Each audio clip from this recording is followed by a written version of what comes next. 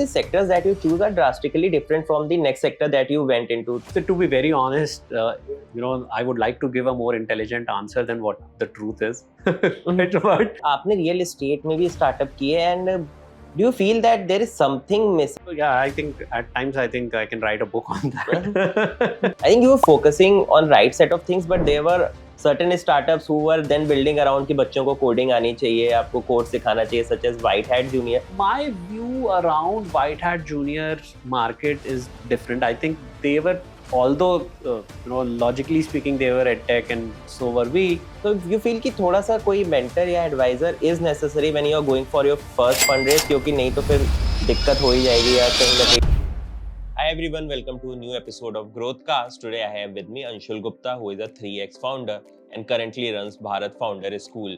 He is a DC and ISB alum, and at the same time, right now he is helping founders raise fund and build bigger and better startups. In this episode, we'll sit with him, understand what's the process behind building a startup. We'll also understand from him that what it feels like to sell your startup, और भी काफी startup related nuances है जो हम discuss करेंगे. Stay till the end and you'll get nuggets of wisdom that you'll not get anywhere else. Hi Anshul, welcome to GrowthCast podcast and thanks so much for taking out time. I would like to understand from you your career journey and how everything started from you right from your college days.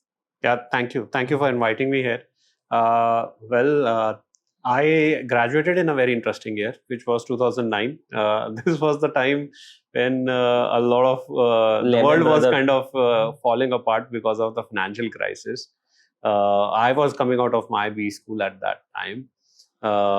Did that, that whole process actually accelerated my journey into the startup ecosystem. I worked with one startup at that time, immediately after my MBA. And then started my journey as a founder. So 2010 is when I started my first startup. This was into B2B rewards recognition platforms.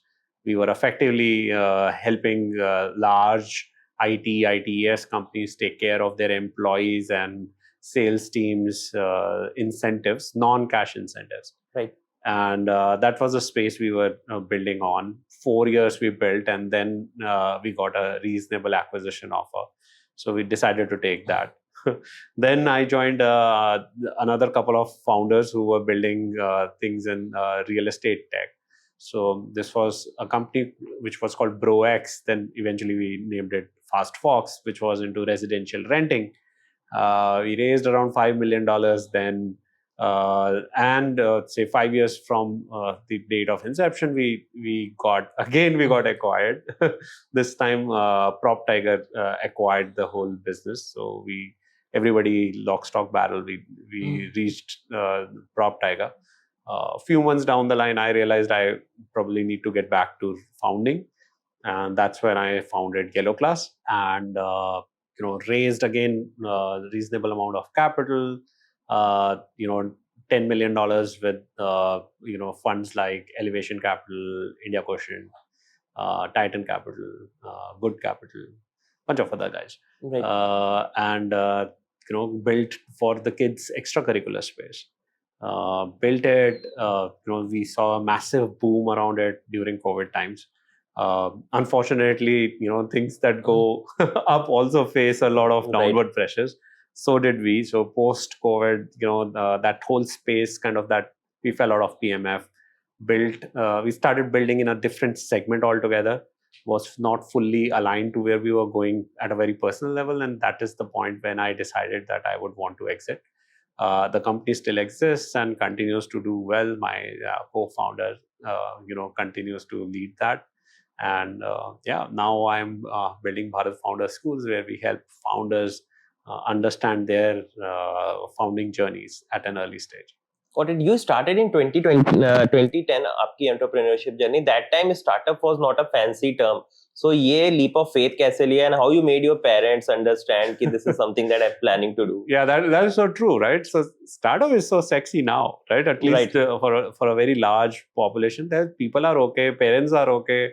That time, startup, saying for somebody who's coming from a service class background, which I did, right? Saying I want to do startups was, much closer to saying कि मुझे बॉम्बे जाना है, hero बनना है. Right. Right. So it was more radical, far more radical that time. My parents were quite supportive, to be honest. Right. So they said, you do what you think is the right thing to do, and then one thing led to other, and had a fantastic journey. And the sectors that you choose are drastically different from the next sector that you went into. So वो mental model क्या था, या how you pick and choose कि अब इस वाली category को explore करते हैं? So to be very honest, I would like to give a more intelligent answer than what the truth is. Right?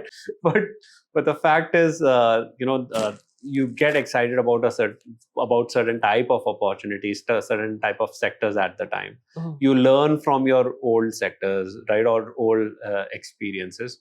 But it was far more organic and random than a very thought through kind of a thought process.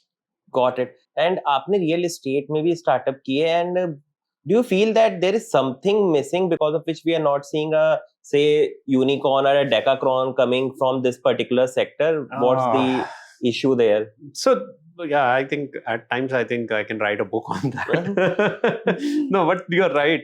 Real estate is very tough. If you think of one mega sector where technology businesses have had very little impact, right, I would call real estate as that space, right? So even the biggest player within real estate are kind of figuring out what to do, right? Now, no real innovation has happened since late 2000s.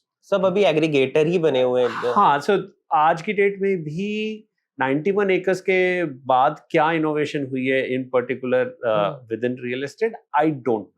Right. One big reason for real estate based sales not taking over is the fact that the transaction happens offline. Right. Right, and it's a nuance, right? So a lot of people will say, that is true for e-commerce where the delivery happens offline. So that is not the point. The sale actually happens offline, right? And which is where the ecosystem, that space has not been able to move beyond classifieds even today. Right. So अगर आप किसी भी sector का evolution देखेंगे तो शुरू में classifieds आते हैं, some internet 1.0, 2.0 वाले type धंधे आते हैं. उसके बाद and people get into sales, transactions, deeper solutions. With real estate, that depth has never been able to was never achieved because that transaction is happening offline, and the transaction typically is so important, right? Definitely in sale purchase, even in rental, right, that people don't want to do it online as well, right? So think about it. It's not like you're sitting in your washroom and ordering flat a house. You can order a mobile phone. You can even order iPhone, right? But you will not order or say rent a house looking at the photographs, even if you do all that 3D jazz and this and that. Nothing really has, technology hasn't been able to make that kind of a dent that it has in other spaces. So is the problem adoption level at the consumer level, or real estate broker level pe they don't want to maybe intervene technology in the way that they operate? No, I don't think it's driven by, say, the players, or say the players are at fault. It's just the system. Right. The market is so structured where the sales is happening offline. Right. This is, for that matter, this is somewhat true in some of the other sectors as well. But say, for example, hiring. Right. Hiring also typically used to happen offline. Right. Till Zoom came into being, and a lot of that has also moved online, where people can interact, transact, and then say, okay, we are happy to go ahead with this. In terms of real estate, right, you don't believe photographs that you see on your phone, true. Right? Whether it's on the website, whether it's shared with you, right? Somebody might give you a video tour of this, but the transaction is so expensive. It's such a big part of your overall net worth, right? In case of sales, or even for an amount of your annual wallet share. If you are renting a house, that you would not want to do it online. You want that deep, indulgent, very sure kind of an experience before you take a call. And do you feel in future this can be solved with, say, more technology intervention? Yeah, this is a sector that we'll see ki isi tarah se hi rahega, maybe 5-10 years down the line also. I don't know. Never say never. right? Especially never bet against technology. Right. But at a broader level, I believe there will be big real estate tech, businesses which can be built, but they will not be built around transaction or sales. They will be built more around financing. Got it. Structure, so for example, businesses which are doing part ownership, right, which is kind of SME REITs kind of a businesses, they are doing fine, right? So you will see real estate technology businesses, but they will not be around transactions or sales. Got it. I'll shift gear. I'll come to your days at YellowClass. What was the idea behind starting this? And initial, I want you to walk us through 0 to 1 journey कि आपने जब start किया था, and what was business like when it was at peak during the COVID period? Sure. So YellowClass was built at a time which was very different. We all lived through that, which was COVID, right? And what COVID really did was change some of the fundamental variables that people were living with, right? For example, suddenly everybody was forced to absorb and consume things online, right? So you saw that happen everywhere, right? Across segments, across sectors, and of course in education, right? So what really happened and what we noticed, right, both me and my co-founder, and we we had young kids at that time. They are still relatively young, but what we saw that suddenly everything was coming online. So these teachers who were initially just teaching locally suddenly had no limits to their audience. Right. So you could now be taking up classes for kids sitting in Singapore or even California. Right. And it just changes the the framework at a fundamental level, and which is exactly what happened. Now, add to that the fact that kids were at home, they were not able to go to school, and suddenly you see a customer who is in a lot of pain, and I mean the parent, right, who wants to get their kids engaged, channelize their energy, and don't want them to be on YouTube. अब कितना YouTube देखोगे, कितने video game खेलोगे, कितना TV देखोगे. So they wanted them to channelize their energies onto positive stuff. Right. And that is where YellowClass offered a whole lot of different things, which were like around dance, art, GK, chess, whole long tail of very productive, positive engagement, which the kids liked and the parents liked as well. And which is the reason, and given that there was so much time in hand, we saw massive amount of adoption for YellowClass, during COVID times itself. I think you were focusing on right set of things, but there were certain startups who were then building around कि बच्चों को coding आनी चाहिए, आपको code सिखाना चाहिए, such as White Hat Junior. And I think that was one reason that they failed. Is there any specific reason that you feel that particular segment never picked up? क्योंकि हम academically काफी focused हैं Indians, और वो उसी को target कर रहे थे पूरे time. See, my view around White Hat Junior market is different. I think they were, although logically speaking, they were EdTech and so were we, but the fundamental notion is that they were catering to a very different kind of customer need. Right. What White Hat Junior was doing was playing on the parents' insecurity or the parental guilt. Right. Now, anybody who's a parent will understand this instantly, right? Once you are a parent, you are always questioning, am I a good parent?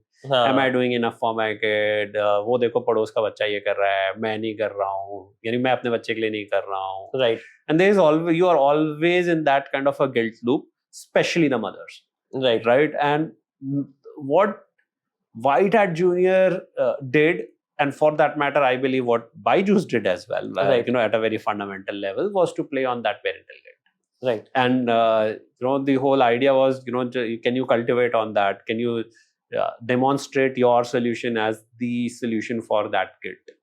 And which is where it did very well for a while, and then we know what happened, right? But that's a story that has happened with a lot of businesses. So I would not want to kind of particularly target and diss them, but I think that was the problem, where you can push this to a certain level, and after that it becomes difficult. Everybody understands what's happening. But what is your ideal definition of a edtech? कि एक edtech platform होना क्या चाहिए? Basic fundamentals जो fulfill अगर कोई करता है, then they can call themselves a edtech. See, I don't think edtech is a very, very, very large category.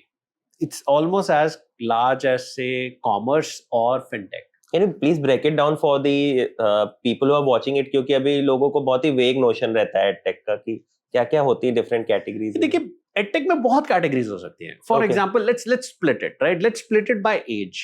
Okay. Right? EdTech could be for toddlers. EdTech could be for kids. EdTech could be for teens. EdTech could be for early job seekers. And EdTech could be working professionals in their 30s, 40s, executive level. Got right? It. So it's starting from end to end, and you could have EdTech for seniors. I haven't seen anything, but let's assume it's bulk of it stops there. Right. Now, from a customer segment, all of them are very different customers. Got it. Right? What is the similarity in the needs of a toddler and a working professional who is say 35 years old? Nothing difference है. Right? कोई similarity है ही नहीं. Right? Now, within that also, you pick people with different, say maybe economic strata or need level, right? So there would be a lot of people in their 30s who want to understand data science. Right. There are people who want to understand speak in English, right? Because वो कह रहे professionally मेरे को promotion नहीं मिल रहा है, मेरे को client side पे नहीं भेज रहे हैं. क्योंकि मेरा communication skill अच्छा नहीं है. So what do I need to do? I need to speak English. Right. So is that a segment? Yes. For that matter, language is a segment across multiple categories, right? So it could be for kids, it could be for teens, it could be for early professionals, it could be for late professionals, right? So, अगर आप slice and dice करेंगे, तो each one of them, right, different solutions for different categories. Each one of them is an individual edtech category. Right. Now, edtech है या education है, I would not want to get too much into it. I think it is very product focused. You should always be customer focused. Right. आप कह रहे हो customer की ये need है, right? Whether that needs gets fulfilled online or offline or hybrid, right? That is a business problem, right? Which the business should be able to solve. Right. But at a broader level, from a sectoral point of view, you talk about the customer and their need. Got. नहीं, अभी आपसे बात करके फिर मेरे को लग रहा है कि कई लोग जो फेल किए वो इसलिए कर गए क्योंकि वो अक्रॉस द स्पेक्ट्रम सॉल्व करने लगे थे कि हमें बच्चों के भी सॉल्यूशन है, बड़ों के भी है. अगर आप स्पेशली जो आपने बोला कस्टमर फोकस्ड रहते और एक ही डायरेक्शन में चलते तो माइट बी पॉसिबल कि they would have build a big sustainable business. देखो ये भी एक अंधा कुआं है. ये डिस्कशन आप जिस पे लेके जा रहे हो, राइट, कि what has been some of the challenges of edtech, right? Let me give you a very different narrative here. Okay. I think this is the best time for edtech. For that matter, edtechs are doing fantastically well. Right. It's only the venture-funded edtechs which are not doing well. Think about it, right? You have all the influencers. आप YouTube पे जाते हैं, अगर आपके पास premium नहीं है, तो everybody is trying to sell you a course. Right. हाँ, सही है. Is their business booming? I don't think कि उतना ज़्यादा. Potentially, some of them are doing well. That is why there are so many people who are doing it. सारे influencers हैं, वो आपको personal finance सिखाना चाहते हैं. They want to teach you how to do Facebook, how to do LinkedIn, how to Instagram ads, do Instagram, or how to do all of that. Aren't they edtechs? They are. Technically, they are edtechs because. Are they doing well? Some of them are really they are doing right. Well. It's just that the venture world focused edtech is not doing that well. Right. If you just remove the Byju's and the other players who are struggling, maybe an academy or whoever it is, if you remove them, everybody else is fine. Right? Right. And edtech as a need, education as a need is strong. The need for education and the awareness that you need education is as high as it has ever been. Right. Right. So why would this sector not do well? Right. But if you were to ask me at a personal level, my belief is education does not need a lot of venture money. हाँ, अगर आप जैसे पहले हम लोग देखते FIITJEE, brilliant tutorials, ये सारे थे, they were doing really well. अब तो we don't hear much about them, but they are also grown to a decent. Some of them have done very well, right? The kinds of Ellens and they are all old school, players who have done well. Akash as well. Right? I remember Bansal classes back from my days. They were also doing. So the question is, are they doing well? Yes. Is there scope for innovation? Yes. Yes. But at a fundamental level, education is a space where you should be able to charge what you are spending. Right. It's one. Okay, rule number one, most edtech is not repeat use case. Right? At the peak of the edtech boom, VCs, for whatever reason, started believing that every education segment will be dominated by two players, Byju's and Unacademy. Right? And duopoly bani rahegi. It's like कि नहीं तो आप अच्छा कर रहे हो, but we believe that these guys will win this market. Right? I said, why would they win this? They'll have customer loyalty. Said, are you really telling me that if I go to Baiju kindergarten, then I'll go to Baiju school, and then I'll go to Baiju college, and then I'll do Baiju, upskilling? Relative to hai nahi mera ki main pura ho. Like, that's not how it works, right? Let me ask you, let me press this a little further, right? Just because I am selling underwear banyan of VIP, does that mean you will buy tuxedo of VIP? No, obviously. So why would you, if you are buying somebody's kindergarten, why would you buy? And in fact, people like diversification कि मैंने अलग-अलग चीजें. वो नहीं काम करता है, but it's fine, right? So for a while, VCs got themselves to believe that everything in edtech will be owned by them. Either they saw that. Either they saw that, which is okay. For a while, everybody was fooled, right? But from a broader level, I think the need for education is there. The accessibility on internet is high. Right. There are nuances to different type of programs, courses, what you can charge, what you cannot charge, and things are settling down, and they will build. My own view is edtech will not have mega unicorns going forward. जो हो गया past is. नहीं, जो वो तो अब वापस अब नीचे आ चुके हैं, right? So मुझे नहीं लगता कि वो होने वाला है. Because education is not built that way. So here's again a piece that I talk about when I talk about education. Oxford is a 1,000-year-old brand. Right. Tell me another brand which is 1,000-year-old in any category. Can't think of. Nalanda University, they keep on talking, but वो तो अभी revived. Non-education. नहीं, most of them came in last 200, 250 years. The oldest surviving bank is around 350 years old. Right. It's not a big bank. Right. It's I think somewhere in Spain or some part of Europe. So here's the thing. Education is a very, very sticky business. It's a very brand-oriented business. Right. But I'll take you to the other side of the spectrum. How many education companies are in Fortune 500? Might be 3, 4 at 0. Just Coursera or ESR. 0. Okay. Right? They are not even close. Not even close. Because of revenue or nahi? So education businesses do not become mega businesses. They are sustainable businesses. They are good sustainable businesses. They are very powerful businesses. So if you are a dean of Harvard, you're a very powerful guy. Right. You'll have access to the president of the United States. Right. And you will have a lot of, the endowment fund that takes care of a lot of things and things like that. But would you make a lot of revenue from a very traditional point of view? The answer is no. So you don't make a lot of revenue, right? But it's a very powerful position. But tell me one thing, Anshul. So VCs, I understand that they are very learned folks coming from great institutions. तो ये चीजें पहले anticipate नहीं हो पाती क्या कि maybe this is one category जहाँ पे इतने extreme bullishness की जरूरत नहीं. To be fair to them, right?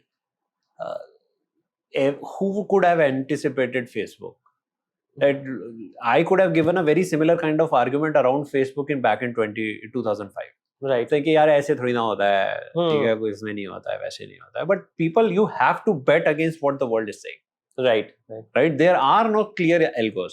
So as much as I'm saying it with a lot of swag right now, somebody might prove me wrong. Right. So you have to be ready for that. And the idea of venture capital is to bet on the odds, on unconventional wisdom. Right.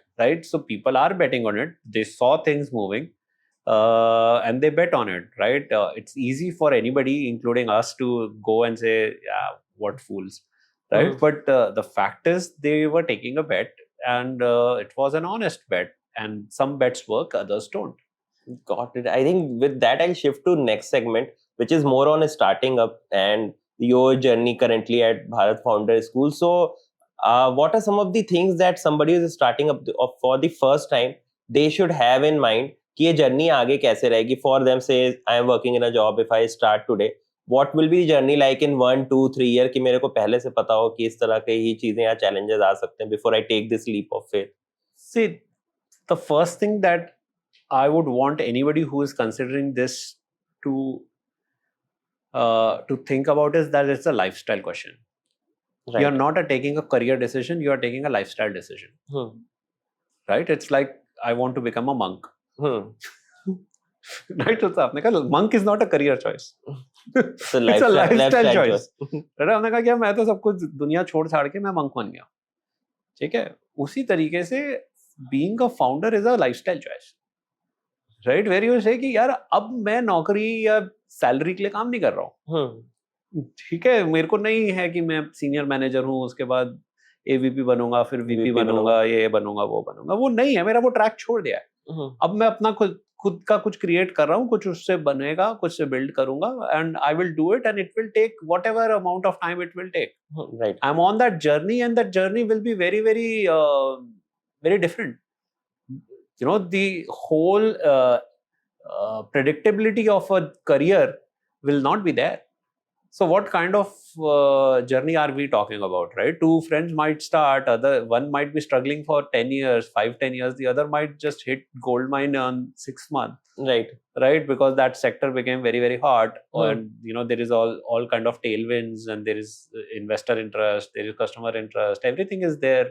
He meets interesting people. Maybe he meets the big shot unicorn founder who says, okay, I take you under my wings. Right? Things work out. Who knows?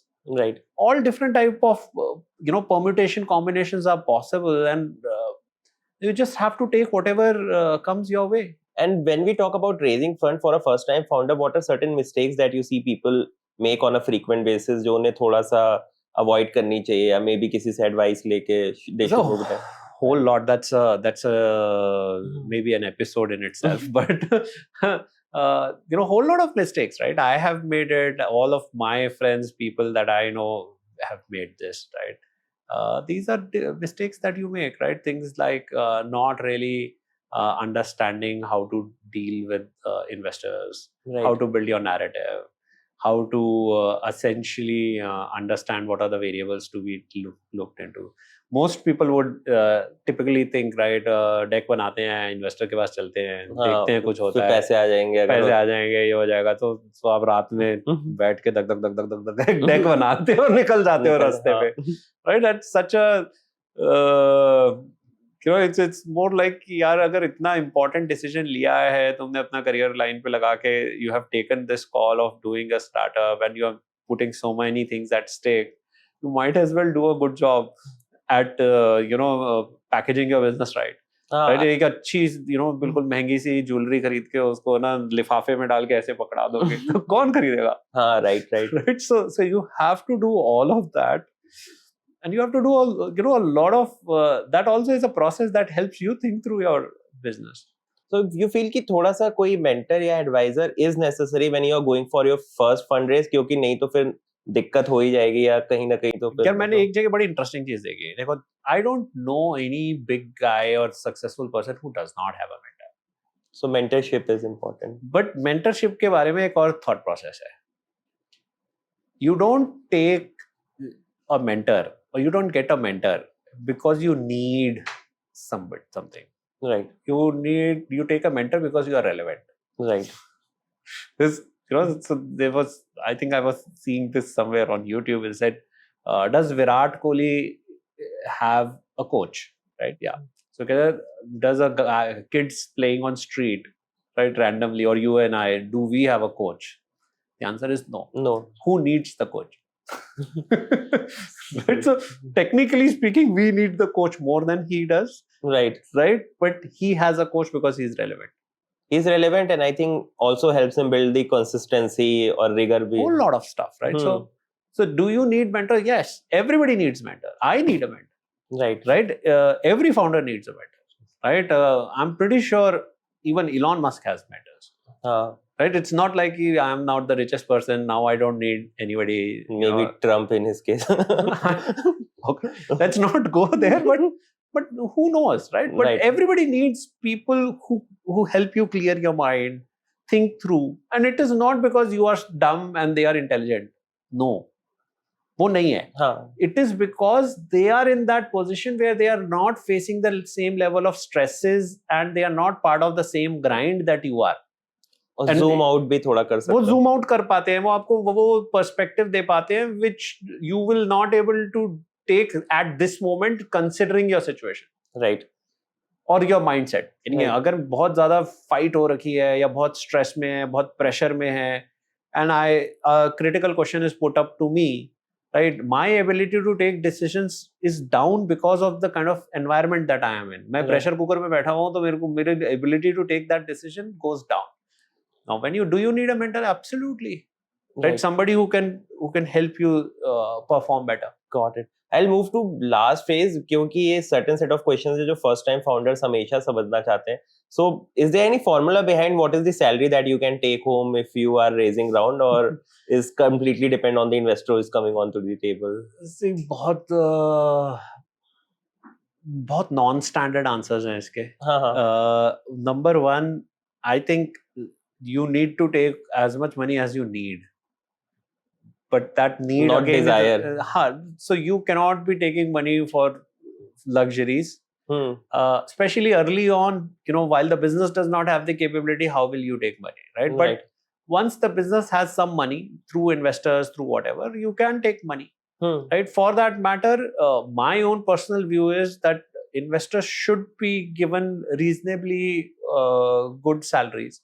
Right. Because that you shouldn't be required to optimize on that. Nothing good is coming out of that. Right. And quite frankly, my opinion is that a large VC ecosystem keeps thinking of squeezing the founder's personal income, and the logic is no, your outcomes must be linked to that of the investor, which is the valuation. Right.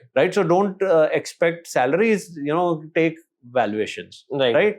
So as a founder, they are okay if you waste 5 crore rupees in the wrong bet, but they are very alarmed if you take 5 lakh rupees as of salary. Right. Or say you have 50 lakhs of salary. Right. That's stupid. Because I think if founder is at peace कि मेरी बाकी चीजें care हो गई 24/7 तो वो work कर ही रहा है. वो कह रहा है यार मेरे बच्चे हैं, क्या मुझे उनको हॉलिडे पे लेके जाना चाहिए.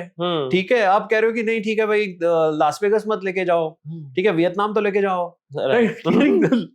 मेरा पीयर ग्रुप है, वो एक तरीके से अपनी लाइफ स्पेंड कर रहा है. Right. So if I have kids, or say if somebody has a family, right?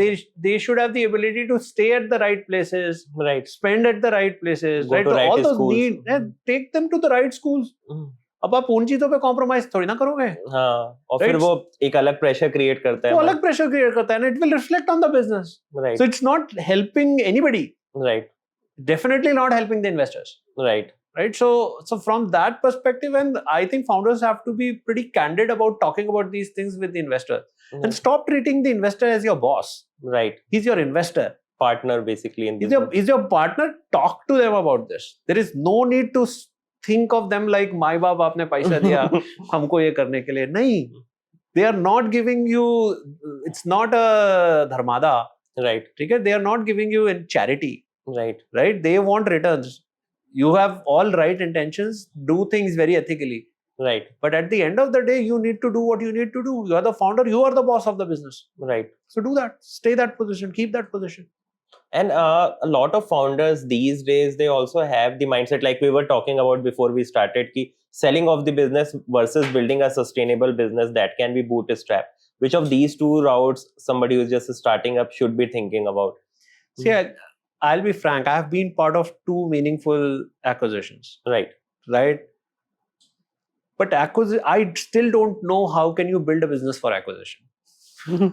I still don't know. At least I don't know. Maybe I'm not that smart. Right? Because if you target कि say मेरे को कल LinkedIn को ही sell करना है तो LinkedIn खरीदने के भी तो mood में होना चाहिए. Acquisition is a buyer's game. 9 out of 10, let me say 99 out of 100 times, it is the buyer's game. Right. So you need a lot of things to fall into place which you don't control at all. Right. for that acquisition to happen. Right. I have friends, I have people who have done got part of fantastic acquisitions, but it was just the roll of a dice. They had somebody who really wanted them and they was ready to pay a good price for that. Right. But if that person did not exist, I don't think they had a plan B. Right.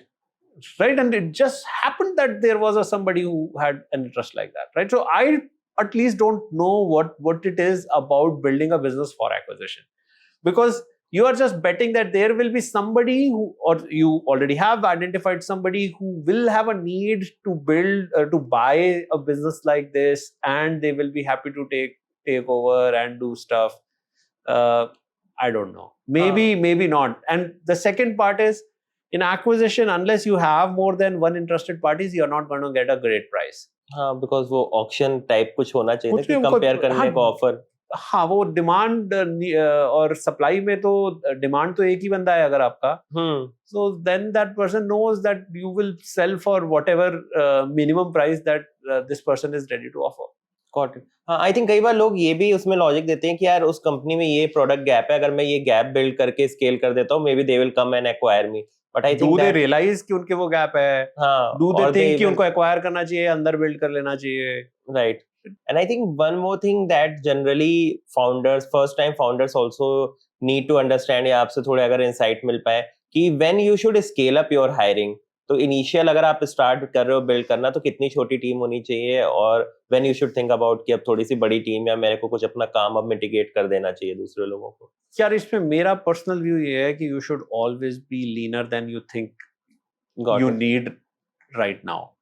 A very big problem that businesses have, especially funded businesses, once they get a funding, is that चलो अब team बनाते हैं, let's build the team for tomorrow. वो deck में भी रहता है कि 20% will go into hiring cost. हाँ, वो ठीक है, and nobody minds. Investors definitely don't mind that, right? But the problem is, आप जब कहते हो तो typically होता ये है कि okay, now we are growing, there is a department, we need to hire one person. The founder will say, oh, but I think we will be growing 50% in next 3 months, 6 months. So why do you hire one person? Why don't you hire 3 people? Oh, right. And you hire 3 people and we'll look at that. And suddenly you start, putting people in positions which they are not fully trained for, right? So somebody who was a great individual performer at some point of time, you said, oh, you were a great individual performer, now I'm giving you 3 people. So suddenly he's becoming a manager without knowing if this person is a great manager. He was a great IC, but is this person a great manager? Maybe, maybe not. Everything is moving so fast. The nature of the organization is changing, and suddenly you see bloated up companies. Right. And bloated up like how? And to a point where you stop finding people for work, you start finding work for people. And that is a dicey situation too. That is a death knell. Right. In my view, that's a death knell. So Amazon, for that matter, has a policy that they will always hire less than what the people want. Right. So somebody, a close friend working for Amazon, said you used to cry till we didn't start crying.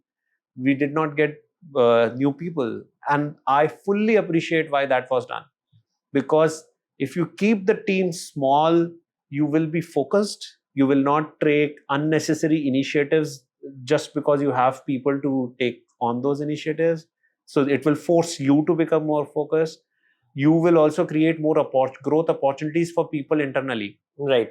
Because suddenly if you have X job and you hire, and it was done by 2 people and you hire 3 more, now it's not that the X is going to become 3X overnight. Right. And suddenly everybody's role is diminished. Right. So you will have more time for politics. You will have more time for water cooler gossips, right?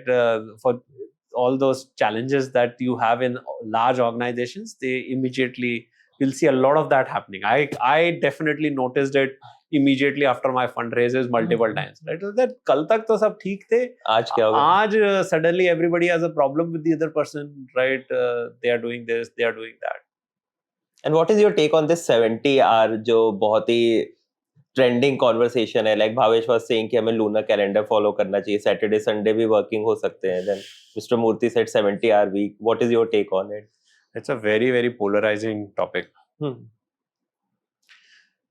See, I think it's a personal choice. Right. Right? It's a personal choice for everyone.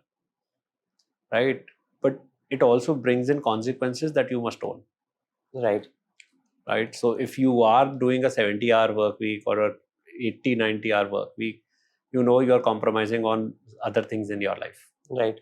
Right? Own up to that. Right. Right? But if you want a 40-hour work week, right, you will not get promoted. Right. Own up to that. Right. You can't say I'm entitled to promotion, but I'll only work 40 hours. Right. Especially if you're in an organization where this type of or you culture go and find an organization which supports this. Right. So then वो देखो वो organization में वो होता है तो boss मैं startup हूँ यार, मैं नहीं दे सकता, अगर वो उसमें होता है तो जाओ वहाँ पे चले जाओ. Very politically incorrect thing to say. Right. वैसे अगर वहाँ पे है तो चले जाओ यार. Because यहाँ पे risk is to reward भी काफी है क्या देखो बहुत सारी चीजें हैं. Risk is to reward भी है, but now not every company, for example, not every company can pay like Google. Right. Not every company can have the perks of a Google. Right. Or a Facebook or whatever company that you have in mind. नहीं है. मैं यही हूँ. ठीक है, और आपको अगर Google जाना है तो आप जाओ. मैं यही ऑफर कर रहा हूँ. I am the founder. I am offering this. If you don't like it, it's okay. It's a personal choice. Again, which is where I am saying it's a personal choice and own up to your choices. There are consequences to it which you will have to own. हाँ, but if you're upfront about it, आपने पहले से ही बता के रखा है, लोगों की expectation सही set कर रखी है before they are joining, then I think it's a good way to deal with this issue. I think on that front there are challenges on both sides. Right. Right. So some people say, okay, मेरा work life balance का क्या हुआ? मैंने कहा यार अगर work life balance है तो इधर मत आओ. पहले but that is considered as a very politically incorrect thing to say. कि यार यहाँ मत आओ, work life balance चाहिए. तो कहते तुम कैसे कह सकते हो? तुम लोगों को exploit कर रहे हो. Right. Boss, I don't know. I'll move to the last question, and can you talk us through your latest venture, which is Bharat Founder School, what you are doing currently, and if somebody is watching this podcast is a first-time founder, how they can engage with you? See, at a very fundamental level, what we are doing with Bharat Founder School is to, teaching founders some of the critical skills that nobody teaches them. Got it. Right? School definitely does not. For that matter, the ecosystem also doesn't teach them. Right? So if you're coming from, you've been a builder, you have worked places, right? But say, for example, one very common gap that we see is people don't know how to build narrative about their business. Right. How to do storytelling. Right. So there are fantastic founders getting into great spaces with deep insights, with an experience of building businesses. All of that is right. They don't know how to really put that thing in the right narrative. Right. Right. So that is one thing that we help founders with. Okay. Right. So we have been working with certain set of companies in 2024 itself. We have 5 companies which have raised capital after founders having learned how to do that. Right. Now we are also launching some courses around it, because I also realized that say working at a deeper level, at a consulting level, is something that is not very conducive, and it's slightly expensive for some. Right. There are, of course, other structures of equity, but then that also means that we get to choose whom we are betting on. For a broader level, we are now launching a course on learning how to put up your narrative, how to deal with investors, how to communicate, what are the right techniques to reach out to them.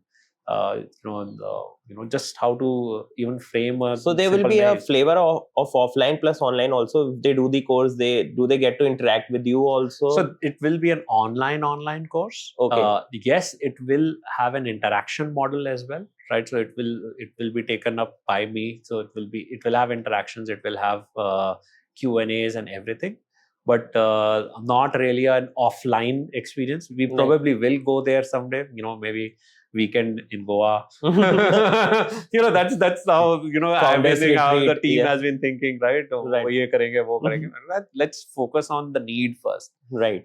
All the fancy stuff can wait, but the need is that founders really need to understand what to do this, right? How can we open up the right kind of give them the Networks. right kind of networks to them, right?